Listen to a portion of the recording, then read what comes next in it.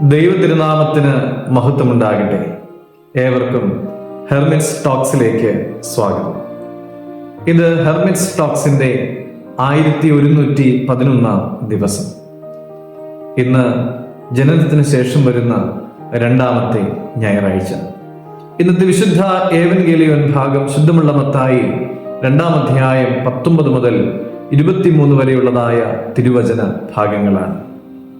യോസേഫിന്റെയും മറിയയുടെയും ജീവിതത്തിൽ ഹെരോദേസ് എന്ന ഭീഷണി അവസാനിച്ചതിന് ശേഷവും ദൈവം ഇടപെടുന്നതാണ് നമുക്ക് കാണുവാനായിട്ട് സാധിക്കുന്നത്.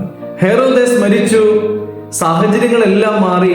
എന്നിരുന്നാലും യോസേഫും മറിയമും ദൈവത്തിന്റെ ഒരു വഴിതെളിക്കലിനു വേണ്ടി കാത്തിരിക്കുന്നത് നമുക്കവിടെ കാണുവാനായിട്ട് സാധിക്കും. ദൈവത്തിന്റെ ദൂതൻ സ്വപ്നത്തിൽ അരുളപ്പാട് കൊടുക്കുന്നതുവരെയും ഒരു തീരുമാനമെടുക്കാതെ അവർ നിൽക്കുകയാണ്.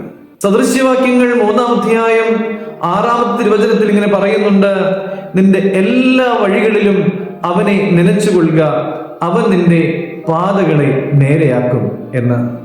പ്രിയമുള്ളവരെ, നമ്മുടെ എല്ലാ വഴികളിലും ദൈവത്തെ നനയ്ക്കുവാനായിട്ട് നമുക്ക് സാധിക്കണം.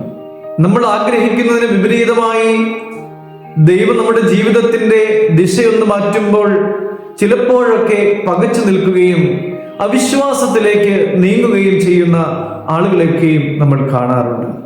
പ്രിയമുള്ളവരെ, ദൈവം നമ്മെ വഴി നടത്തുമ്പോൾ അതിനനുസരിച്ച് നമ്മുടെ ജീവിതത്തെ ക്രമപ്പെടുത്തുവാനായിട്ട് നമുക്ക് സാധിച്ചു കഴിഞ്ഞാൽ നമ്മൾ ആഗ്രഹിക്കുന്നതിനും അപ്പുറമായി ഒരു സന്തോഷത്തിന്റെ അനുഭവത്തിലേക്ക് ദൈവം നമ്മളെ ചേർത്ത് വയ്ക്കും. രണ്ടാമതായി, തികഞ്ഞ ഒരു അനുസരണമാണ് നമുക്കിവിടെ കാണുവാനായിട്ട് സാധിക്കുന്നത്. ഹെരോദേസ് മരിച്ചു കഴിഞ്ഞപ്പോൾ ദൈവത്തിന്റെ ദൂതൻ സ്വപ്നത്തിൽ പറഞ്ഞു, നീ ഇസ്രായേൽ ദേശത്തേക്ക് പോവുക. ഒരു ചോദ്യം പോലും ചോദിക്കാതെ അതിനെ അനുസരിക്കുന്ന യോസേഫിനെ നമുക്ക് അവിടെ കാണുവാനായിട്ട് സാധിക്കുന്നുണ്ട്. വീണ്ടും അർക്കലയോസ് ആണ് രാജാവായിരിക്കുന്നത് എന്നറിഞ്ഞപ്പോൾ ഭയപ്പെടുന്ന യോസേഫിനെ വീണ്ടും ധൈര്യപ്പെടുത്തുകയാണ്. എന്നോട് പറയുകയാണ്, നീ നസ്രത്തിലേക്ക് പോയിക്കൊള്ളുക എന്ന്.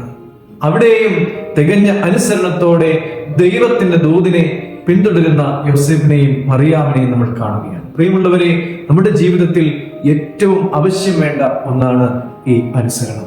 ദൈവത്തെ അനുസരിക്കുവാൻ, അതിനനുസരിച്ച് ജീവിക്കുവാൻ നമുക്ക് എല്ലാവർക്കും സാധിക്കട്ടെ. ദൈവം അനുഗ്രഹിക്കട്ടെ.